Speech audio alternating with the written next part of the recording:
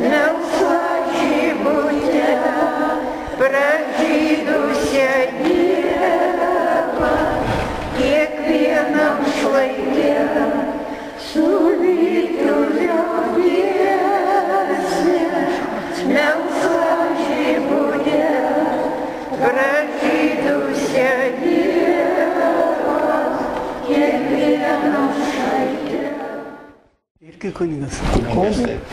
Čia va yra Krikštaponis, kuris yra pastatęs šitą bažnyčią, va kunigas Krikštaponis.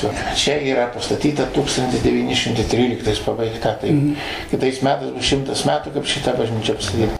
Ateisim, atšvęs. Buvo daug mažesnė bažnyčia, medinė, netrukdavo žmonės. Tai paskui neleido naujos statyti.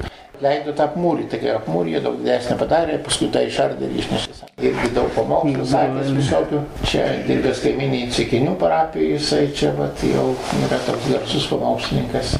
Miręs čia vyskupas Teofilis Matulionis, kai buvo Sibire, paskui iš Sibiro grįžo, va taip jisai apsirengęs.